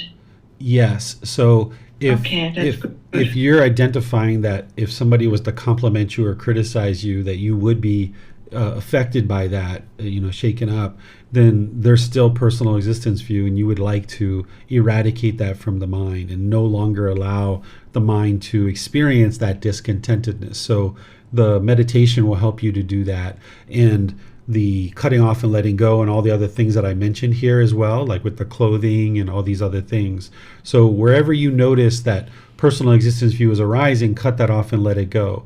But it sounds like you've at least intellectually understand that there is no self, in that this personal existence view is causing difficulties in the mind. So you're understanding on an intellectual level, and you've even reflected on this and started to observe that. So now you just need to move it into practice with things like what I'm talking about here, which is the meditation, the changing your language to disassociate with certain things, deeply soaking in impermanence into the mind, the simple clothing, cutting off and letting go anytime self-image or self-identity is arising, and then seeking guidance like you're doing now and like you do in personal guidance sessions as well. Okay, thank you. This is good to know where I'm standing, and that it's actually helpful to know that I continue with this meditation now. Thank you. Okay, you're welcome. I also see this question that you submitted through the chat where you said, how can we figure out when we are projecting and when another person is indeed not behaving in a wholesome way? Well, as soon as you're trying to determine whether somebody else is behaving in a wholesome way, that's your ego. You should never put yourself in a situation where you're trying to determine whether somebody else is behaving in a certain way, other than if you're choosing like a certain friend, right? Like you might be choosing through discernment, like, okay, this person is using substances that cause heedlessness, and I'm going to choose not to associate with this person. But you're not trying to determine for them whether they're good or bad or right or wrong, but you're interested in just not judging others and trying to determine whether they're a good person or a bad person, or they're wholesome or unwholesome, but you're just making choices about certain decisions that this person is making rather than the person themselves. So the person themselves and the decisions that they're making are two separate things. So when we start casting our wholesome or unwholesome qualities onto somebody, thinking that they're either a wholesome person or an unwholesome person, this is the judgment of judging them as a person. But when you're looking at their decisions and you're trying to discern whether it's wise for you to be in this relationship based on this person's decisions, you're not trying to determine whether the person is wholesome or unwholesome or good or bad. You're just looking at their decisions and whether it's a wise choice for you to make a decision to be involved with an individual that's making decisions in this way. And this is how you can eradicate any kind of judgment or projecting unwholesome qualities or wholesome qualities onto another person. Is don't look at the person and judge the person, but look at the decisions that they're making and how you feel that it's best whether you are involved with these types of decisions or not. Joe, it looks like you have a question.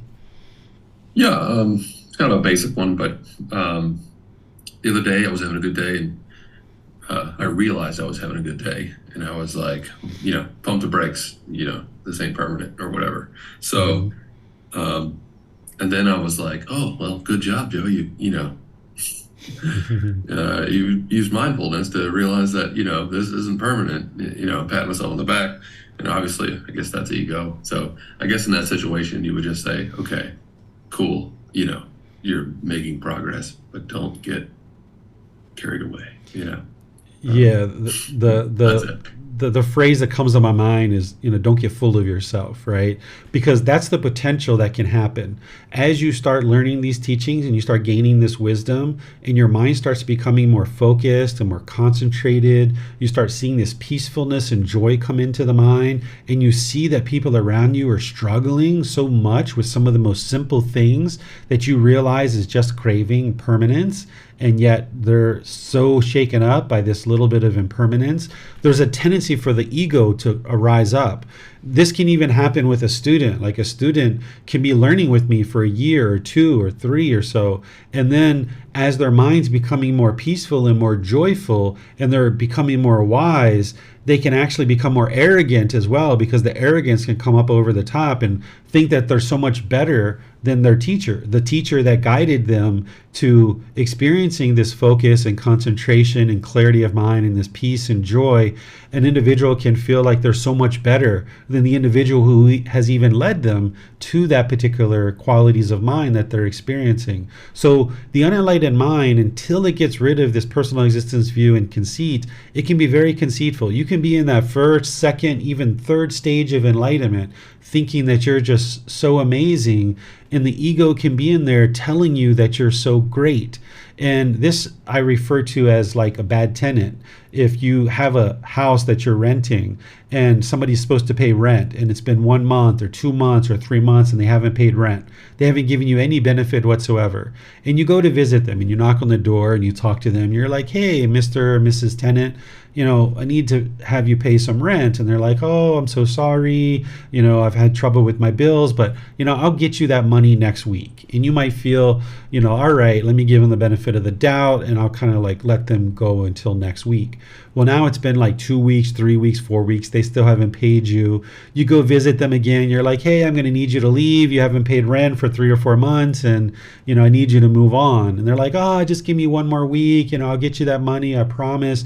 And they kind of convince you to stick around for a little bit longer. This is what the ego does, is the ego's in there trying to convince you that you're more enlightened than you really are, that you're more awake than you really are. Because if it can convince you that you're more enlightened than you really are, it gets to stick around for a longer period of time. So as you're moving through those jhanas and you're moving through those stages of enlightenment, the mind can become very prideful. It can become conceited. It can have this conceit where the arrogance comes in and thinking that you're so enlightened, but in reality, it's the ego in there trying to convince you that you're enlightened or more enlightened than you really are, so that it can stick around for a longer period of time. Because to truly get to enlightenment, you've got to kick this ego out and you've got to get rid of it. Like, you got to get rid of this bad tenant. But if it can convince you that you're more enlightened than you really are, the ego gets to stick around for a little bit longer. So when you're seeing that peacefulness and that joy and the concentration and clarity of mind coming into your life practice, don't allow the ego to rise up and convince you that you're so great. continue to reside humble in all situations. And this is what's going to ultimately help you get to the enlightened mental state, because as soon as you allow the conceit to come up into the mind, then you're not enlightened, because that arrogance and pride and boastfulness is there. One of the things that I usually share with people is that one of the best ways to know that you're not enlightened is if you go around telling people that you are enlightened. If you go around telling people that you're enlightened, this is the mind projecting arrogance or pride or boastfulness. If you're truly enlightened, your mind is peaceful and joyful. Go be peaceful and joyful. Why do you need to go around and convince everyone that you're enlightened? Maybe this person is looking for admiration, or maybe they're looking for people to be in awe that they're so enlightened. Well, if their mind is craving that admiration, then they're not yet enlightened. And if they're going around being boastful and arrogant that they are enlightened, then surely they're not enlightened. So if you find that your mind is becoming boastful because of these various qualities or this various wisdom that you're learning on the path, just sometimes joke at yourself and be like, look at you, silly David, you're being so arrogant, you're so full of yourself, let it go, you're not as great as you think you are, just let it go. So you can kind of talk to yourself this way in a positive and uplifting way, but essentially telling your mind, like, don't take yourself too serious, you're full of yourself, let it go. So as you see that, Joe, you can do those kinds of things. Thank you. Yes, you're welcome. I suspect that I've answered Allison's question and Max's question, because I don't see them asking their questions again or bringing that back up. So that must have been answered. So let's move on to the next part, which is talking about how to eliminate conceit. And there's a bit more suggestions here than what I had for personal existence view. So there's more things that you can do here to eliminate conceit. Because remember, the conceit is where the mind wants to put itself above or below others, or you're judging people as you being above them or below them. So what you're looking to do is you're looking to create this humbleness in the mind where you maintain your humbleness. And some of the ways to accomplish that is to say thank you or sorry, or speak politely using things like sir or ma'am, or even saying I don't know in certain situations. If there's ego in the mind, if somebody asks you a question and you don't know it, you will hesitate to just say I don't know. The mind won't want to say I don't know, because the ego is in there not allowing you to just say I don't know. So if you get in the habit of saying in certain situations where you don't know something, I don't know, this is really good for the mind. And then saying thank you and sorry and using polite phrases like sir and ma'am. Here in Thailand, the way that we speak, there's a word that we add to the end of every sentence to ensure that people know that we're being polite. For males, we use the word kap. For females, they use the word ka. So if I say sawadee kap, then people know, like, okay, he's being polite, he's being kind. Or if I just said sawadee, it's not as polite, it's not friendly, it's not warm, it's not loving. So the English language doesn't really have that, but we used to. In the old days, like in the 1950s and 60s and well before that, we used to use this phrase sir and ma'am as a way of helping people to understand that we're being polite and respectful to them. Nowadays, there's also people who are non-binary, or they don't consider themselves male or female. So we can navigate this in certain ways and just ensuring that we're speaking in polite, friendly, and kind ways. And sir and ma'am is a way that we can do that and ensure that people know that we're being polite and friendly. And also at the same time, it can humble your mind. Another thing you can do is you can sleep in a low position. The Buddha talks about this in his teachings about sleeping on the floor, and that this is really helpful for the mind, because if you sleep in a very high or luxurious bed, then you're going to tend to have a certain amount of ego as associated with that. And when I lived in America, I think we had very high beds there. Here in Thailand, if you go shopping for furniture, all the beds are very low. It's very challenging to find a high bed here in Thailand. So what you would like to do, if you have a very high bed, because if you live in a country that has high beds, then maybe you don't have the furniture for this. But what I did is I just took my mattress and put it straight on the floor. And this is one of the ways to start humbling the mind, because by you going down into bed and getting up out of bed continuously throughout the day as you go in and out of the bed, over a consistent long-term period, this will humble the mind. It's not like you do this for a week or you do it for a month or something like this, but you'll need to do this for a consistent long-term period, and this will really help to humble the mind. Even sitting on the floor, this is very common in Asian cultures, that even though there's a sofa or a couch in people's living rooms, they oftentimes sit on the floor, and it helps to humble the mind. So if you haven't been around Asian culture before, this might be odd to you to think to sleep on the floor or really low on the floor, but you'll see that it absolutely has an impact. It's one of the simplest things you can do. You set it up one time and then you just go from there, and it has an amazing effect as you gradually start training your mind this way, because it brings you down to earth. It brings you down to a lower position, sleeping on the floor, so therefore it humbles the mind. You can do tasks that you think are beneath you. If there are certain tasks in the household or at work that you feel are beneath you, you would like to do those things. So if you feel like mopping the floor is beneath you, or cleaning a toilet, or washing dishes, or something like this, you should do those things. Put the mind in the situation that it feels that is beneath you. And in that situation, it will humble the mind and help you to eliminate some of this conceit.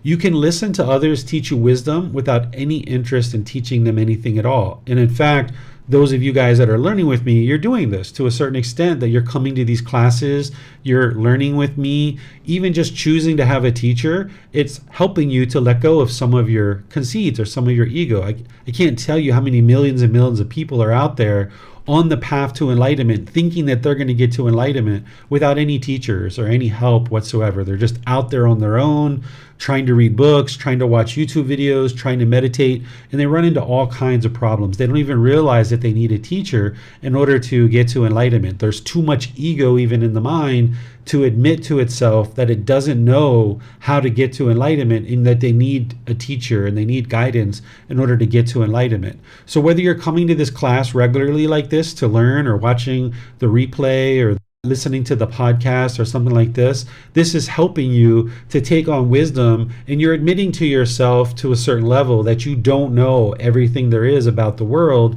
and you need wisdom from other people. This can really help you to eliminate some of the conceits and ego. But sometimes we're in social situations where you might be at a table eating with people, and somebody says something very wise or very intelligent, and you might feel like you need to come up over the top of them, and you need to tell them something really wise just to show them how smart you are. Where what you would like to do is, in these situations where you find the mind wanting to do that, is restrain the mind and pull it back. Whereas if somebody says something very wise and you listen to it and you hear it, interesting. Just take that in.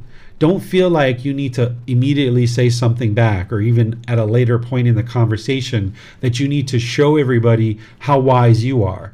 Just get in the habit of listening to people teach wisdom without any interest in teaching them anything at all. Another thing you can do is you can wash people's feet. This is very common here in Thailand, that people will wash their parents' feet, their teachers' feet, their grandmothers, grandfathers, maybe if they have influential mentors or neighbors or things like this. People will bring a bowl and they will wash your feet, and this is a way for them to show their gratitude, their appreciation, and their respect.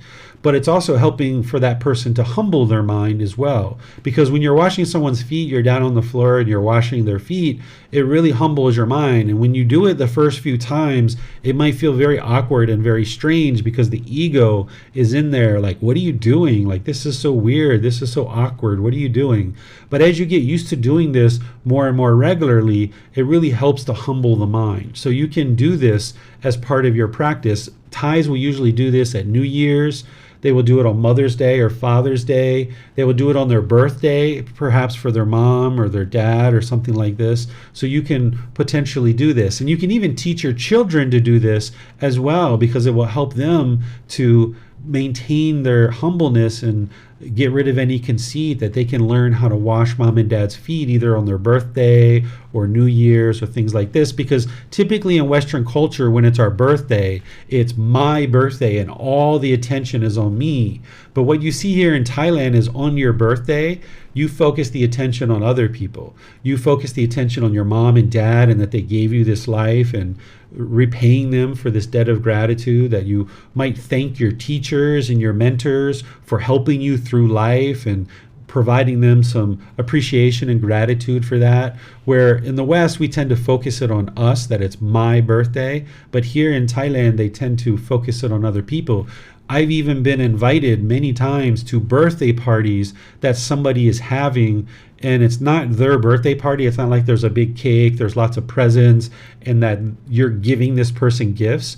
Instead, this person is inviting their close friends and teachers out to a particular event, and they're now taking care of you by feeding you and giving you nice drinks and nice food and things like this. Maybe there's some entertainment at the venue or something like this, and they're doing this as part of their birthday.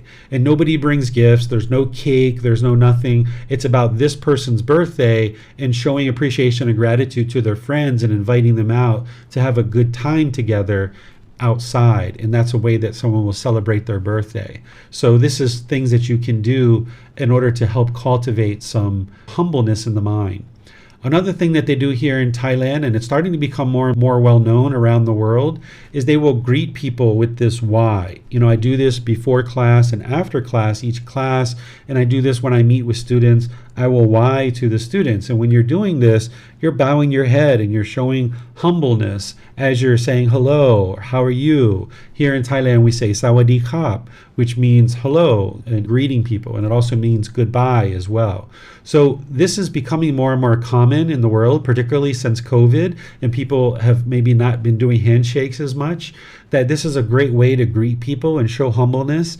Even when I go in and out of my village, here in Thailand, a lot of villages have a gate in the front and they'll have security guard.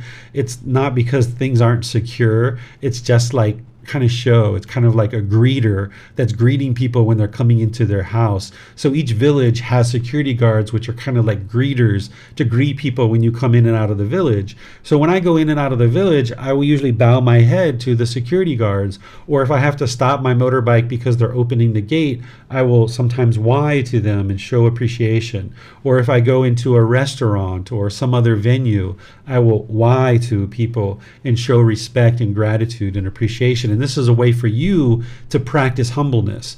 And if you're whying people, you shouldn't expect them to why you back or that you want them to why you back.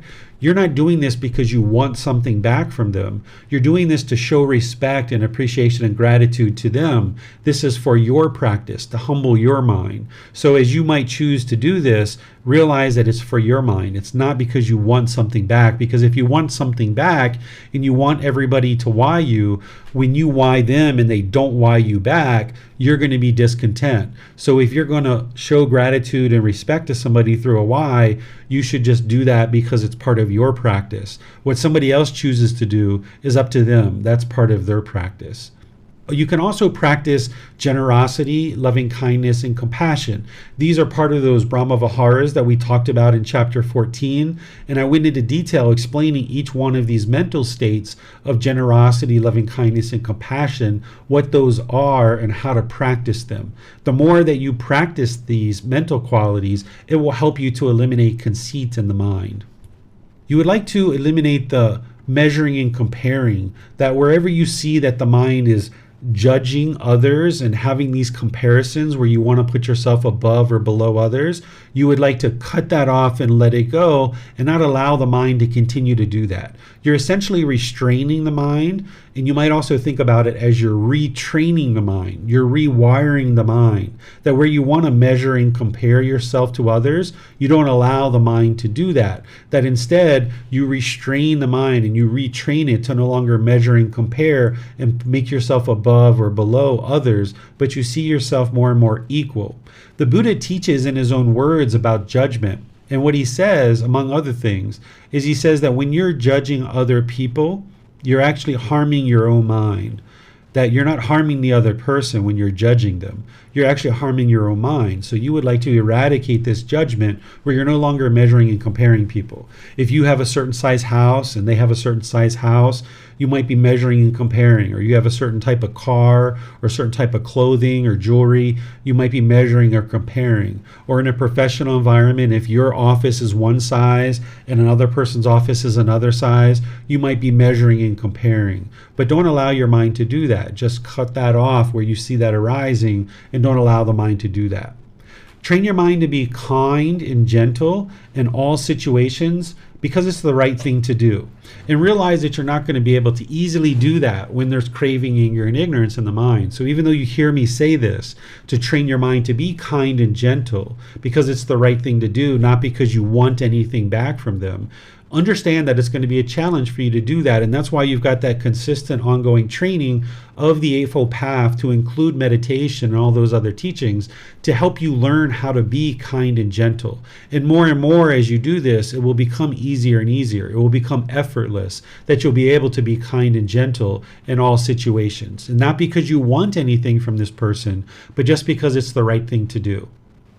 Ask people for advice of what they've learned in life, and just listen without trying to prove anything to them. Sometimes people ask questions in order to provide them the opportunity to teach that person something. You might see this on Facebook in certain situations where you or somebody else might ask a question in a post, and then when people start responding, then that person who made the original post starts teaching people about what it is that they actually asked the question about. So they didn't really truly have a question. They just asked the question to get people to respond, and then they started trying to teach people. This is the arrogance and the ego coming over the top of people. So where you ask people for advice, whether it's online or in person, just listen without having any interest in trying to prove anything to that particular individual. You can help others without having any expectation of anything as a returned favor, any positive benefit for yourself. This is part of your practice of generosity, where you're giving and sharing your time, effort, energy, and resources, where when you're helping others without any expectation of anything in return, it's helping you to eliminate craving, desire, attachment as part of generosity, but it's also helping you to eliminate conceit because you're just choosing to help because you're interested in helping people, not because you want anything back. Be sure that as you're progressing forward that you seek guidance with a teacher and asking for help with certain things that you're having challenges with. When there's ego in the mind, you might feel like when you share certain things that you're struggling with or you're having difficulties in life, you might not want to do that. You might be holding back and like, oh, I want to look good for the teacher. I want to impress the teacher that I'm doing things so well. But that's not what you should be doing in terms of getting improvement on this path. When you're meeting with your teacher privately or you're asking questions, tell your teacher all the things that you're challenged with, everything you're having difficulties with. Tell them that you're having arrogance. Tell them that you're having pride. Tell them that you're being boastful. Tell them that you're being angry and frustrated and irritated. And tell them the situations that this is occurring in so that then they can provide you guidance of how to overcome those things. Whereas if you try to look so great in front of the teacher all the time without admitting to yourself or to your teacher that you need help in this world, you're just allowing the ego to continue to persist. So be sure that you share the things that you're struggling with and that you're challenged with. And then wherever you see your conceits or arrogance arising in the mind, where you see the pride, the boastfulness, the judgment and measuring and comparing, that you cut that off and let it go. And you might need to redirect the mind as you're observing that that's happening, either in your personal life or your professional life. Anytime you see any conceit arise, you would like to cut it off and let it go. Sometimes we're taught to take pride in what our children do. And we say, oh, I'm so proud of you, right? But you need to kind of rewire your mind to no longer think that way, because the world is going to teach you that you should be proud of your child's accomplishments, or you should be proud of your accomplishments. But if you go into an environment where you're showing all this pride, people aren't going to feel comfortable to be around you. You can feel pleased, like, wow, it's really great that your son got good grades, or your daughter won this award or something like that. Wow, that's really great. But when you start trying to show that off and being prideful or boastful about that, that's the mind's arrogance and conceit, and you would like to cut that kind of stuff off and let it go. And the same thing about your own accomplishments. If you're getting a bachelor's degree or a master's degree or a PhD, or you got some award at work, okay, receive that award and just know that you're doing a good job and you're moving forward with your goals and objectives. But you don't need to be boastful and make sure everybody knows that you got this particular thing in the world. That's just the mind's ego. And the world teaches you that you should be proud of these things and that you should tell everybody about them. But that's because the vast majority of the world is unenlightened, that are not understanding how the ego is affecting them in their personal and professional relationships. So even though you might see other people doing those things, don't feel like you need to go out into the world and be prideful and boastful about all your accomplishments and the things that you're accomplishing in the world. And then, as I've mentioned a few times, be sure to seek guidance with a teacher about all the difficult challenges that you're having and understanding what the conceit is and how to actually eliminate it. And then the last thing that I'll share, you need to always and forever develop your practice to eliminate ego and never assume that it's been extinguished. Because as I was talking about earlier, the ego is going to try to convince you that you're more enlightened than you really are. And this is the way for the ego to continue to exist in your mind. So if you assume that the ego has been eliminated, then there's situations where you might be egotistical and you don't observe it and you don't notice it because you've assumed that the ego has been eliminated. So if you never assume that your ego has been eliminated and you just stay diligent and dedicated that whenever you see ego arise, that you cut it off and let it go, then you can eliminate this ego once and for all. And it's going to take you a lot of time to be able to do that. I'm talking about years, because there's been many years of accumulating this ego. So you're not going to be able to eliminate it in 1 month or 2 months or even 6 months. It's going to take years to do this. And that's why I share this with you in this group learning program 4 or 5 months into your development on the path to enlightenment, because you can start training your mind to eliminate this. Even though we talked about the meditation to realize non-self, you should wait until the mind is in the jhanas. In terms of all the other work to eliminate personal existence view and conceit, the things that I've been sharing, you can start gradually implementing those into your life practice now, long before you get to the jhanas. You can start gradually working to eliminate the ego, and you will be more successful with this if you don't ever assume that it's actually gone. So I'll open up to any questions that you guys have. You can put those into Facebook, YouTube, or Zoom. It looks like Christine has a question, and then Kimberly right after that. So go ahead, Christine. Okay, thank you. I have a question on the topic of pride that you just mentioned at the end. Mm-hmm. And I feel that somehow, whatever my accomplishments are, I just never succeed in kind of acknowledging them. And there's always some ways that I play them down, and I think they're not really important or not really attributed to me, or these kind of things. But at the same time, so this gets quite confusing. Then at the same time, there seems to be pride about these accomplishments, but it seems I also want to appear humble, so I kind of play them down, but at the same time there's some kind of elation when somebody actually does acknowledge them. And to be honest, I'm a little bit confused about this whole thing, because it seems to me I cannot even determine for myself, am I proud of it or am I not now? So what's the thing? It seems to be both at the same time somehow. Yeah, so if you implement the things that I'm sharing today and you start gradually moving those into your practice, you'll be able to knock down this.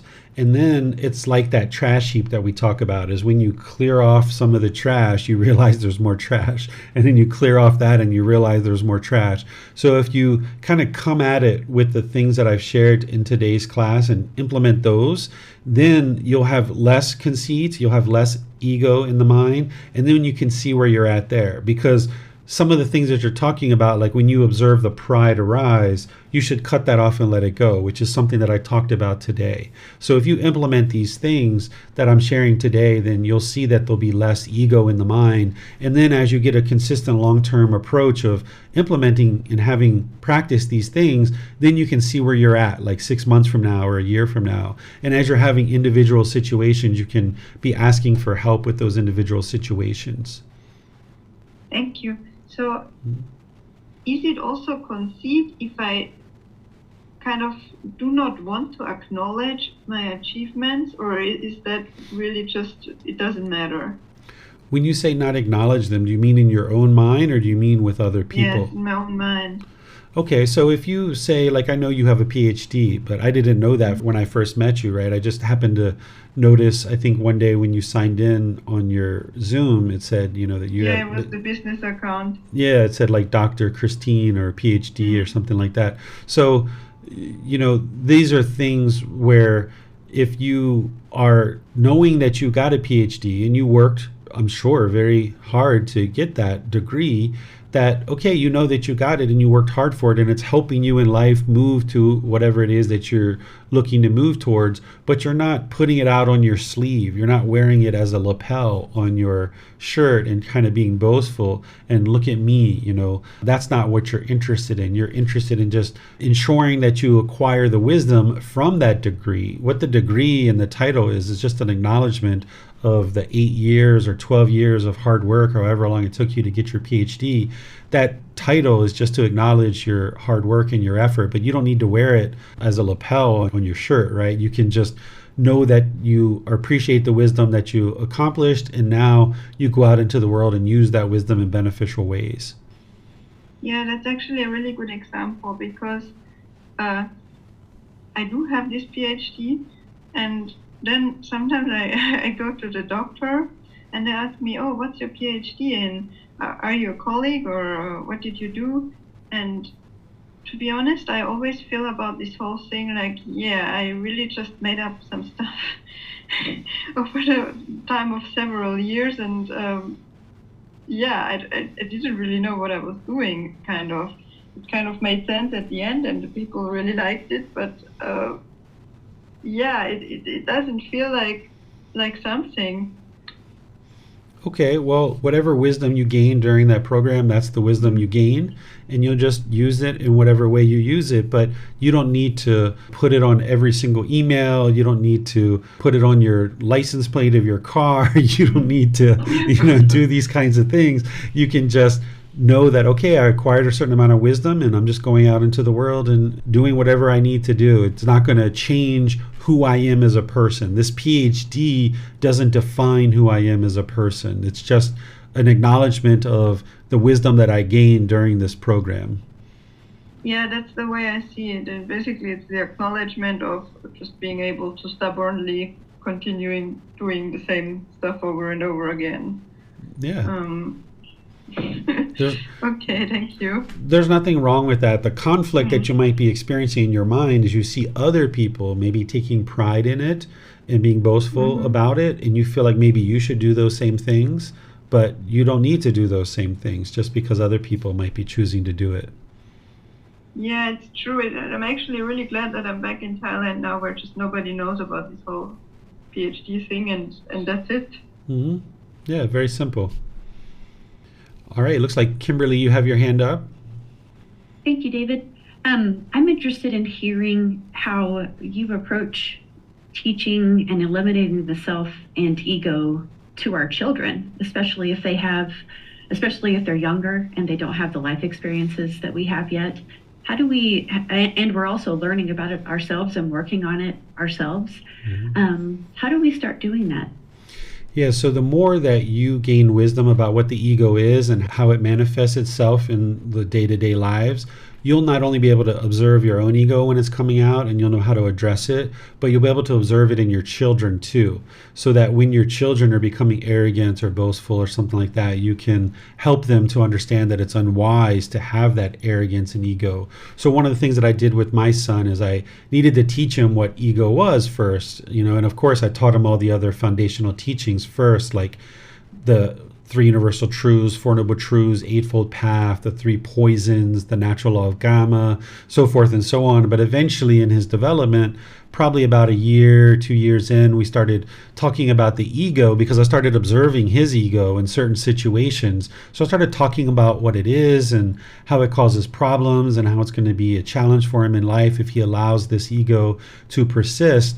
So after he was well educated on it over multiple discussions, then when I started seeing that he had ego, I would point it out to him and I would say, that's your ego right there. If I was you, I would get rid of that. I would cut it off. And then he's like, oh yeah, you're right. I should. So in some situations he would listen to me and he would follow me. But in other situations, ego would arise so much that it would be problematic and he would be really boastful about something that's going on. And then I would kind of remind him about the ego and that he should cut that off and it's very unwise and these other things. And then he would just maybe become more and more and more boastful. And what I did with my son, because of the training that I do with him, at that particular time when he was becoming very boastful, he had a mohawk and he had dyed his mohawk, like I think it was pink or something like that. He had a pink mohawk.